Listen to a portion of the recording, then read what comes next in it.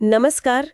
आज हम एक बहुत ही खास किताब पर बात करने वाले हैं, नेपोलियन हिल की थिंक एंड ग्रो रिच। इसने लाखों लोगों को रास्ता दिखाया है। हाँ बिल्कुल। ये एंड्रू कार्नेगी जैसे बड़े लोगों के अनुभवों पर आधारित है और इसका जो मूल विचार है ना हाँ, कि हमारे विचार वो हकीकत बन सकते हैं अगर उनमें सही इच्छा और विश्वास हो। और वो एक रहस्य वाली बात भी है इसमें। कहते हैं पढ़ने वाले को खुद समझ आता है। हाँ हाँ वो भी है। तो हमारे पास किताब के कुछ जरूरी हिस्से हैं: इच्छा, विश्वास, योजना, डर, इन सब पर। जी चलिए आज कोशिश करते हैं इन विचारों के अंदर तक जाने की, समझने की कि ये काम कैसे करते हैं। जरूर। तो शुरुआत कहाँ से होती है? सबसे पहले आती है इच्छा, डिजायर। इच्छा मतलब सिर्फ चाहना? नहीं नहीं, सिर्फ चाहना नहीं।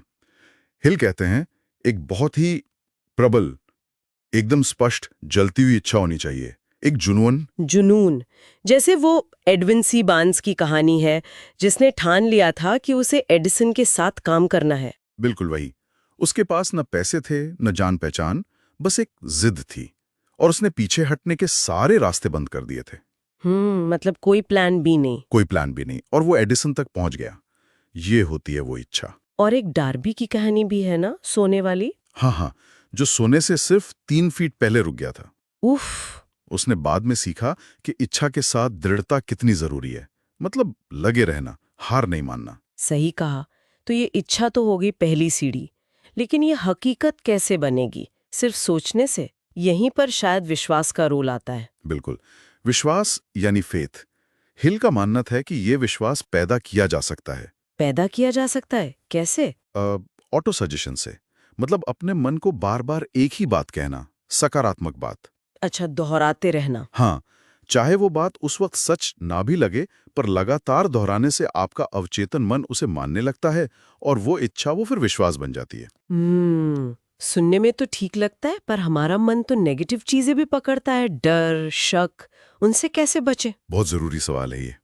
हिल चेतावनी देते हैं कि मन एक खेत की तरह है, आप जो बोएंगे वही उगेगा। अच्छा। तो आपको जानबूझकर सकारात्मक विचार बोने होंगे और नेगेटिव विचारों को जगह नहीं देनी होगी।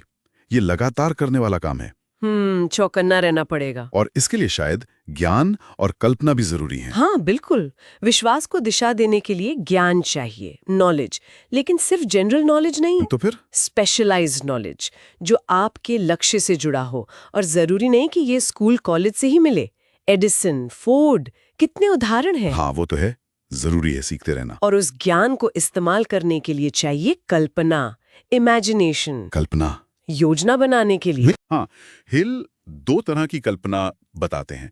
एक सिंथेटिक जो पुराने आइडियाज को मिलाती है, दूसरी क्रिएटिव जो बिल्कुल नए आइडिया लाती है। इसी से बनती हैं संगठित योजनाएं, ऑर्गेनाइज्ड प्लानिंग। लेकिन अकेले सब कुछ सोचना, प्लान करना मुश्किल हो सकता है ना? यहीं पर हिल का एक और बड़ा आइडिया आता है, मास्टरमाइंड। मास्टरमाइंड, हाँ मैंने सुना है। मतलब अपने जैसे लोगों का ग्रुप बनाना। बिल्कुल, 2 या ज्यादा लोग जो एक ही लक्ष्य के लिए पूरे तालमेल से काम करें। हिल मानते थे कि इससे एक ऐसी कलेक्टिव पावर बनती है जो अकेले इंसान से कहीं ज्यादा होती है। जैसे फोर्ड का एडिसन, फायरस्टोन वगैरह के साथ ग्रुप था। एकदम सही, वो एक मास्टरमाइंड ग्रुप था। तो इच्छा हो गई, विश्वास आ गया, ज्ञान कल्पना से योजना बनी, मास्टरमाइंड से सपोर्ट मिला।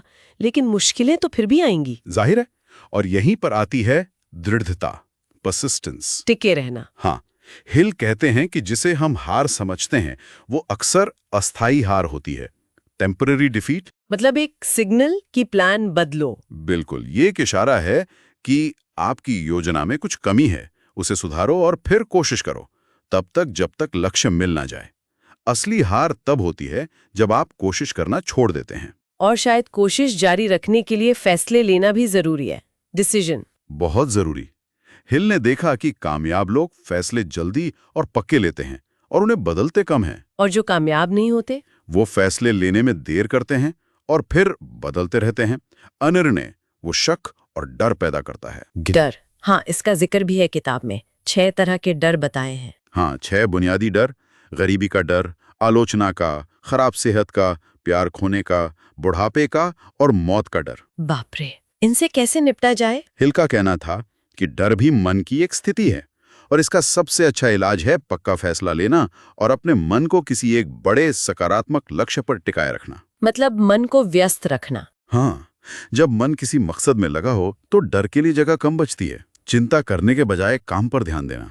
और गरीबी का डर, उसे वो सबसे आम और खतरनाक मानते थे। तो कुल मिलाकर ये किताब सिर्फ अमीर बनने के नुस्खे नहीं दे रही, ये एक मानसिकता बनाने की बात कर। बिल्कुल, एक ऐसी सोच जिसमें पक्की इच्छा हो, अटूट विश्वास हो, दृढ़ता हो, योजना हो, फैसले लेने की हिम्मत हो और डर पर काबू हो। और ये किसी पर भी लागू हो सकता है, चाहे उसकी पढ़ाई लिखाई या बैकग्राउंड कुछ भी हो। हाँ, और वो जो रहस्य की बात है ना, हाँ, वो रहस्य। शायद वो रहस्य यही है कि ये सारे सिद्धांत मिलकर काम करते हैं। कोई एक जादुई बटन नहीं है, या शायद कुछ ऐसा है जिसे हर इंसान अपने तरीके से ही महसूस करता है। सोचने वाली बात है। किताब कहती है कि रहस्य पन्नों में ही छिपा है, बस उसे खोजने वाले की नजर चाहिए। वाकई, इन सब बातों के पीछे वो असल रहस्य क्या हो सकता है, ये सवाल जरूर मन में रह जाता है।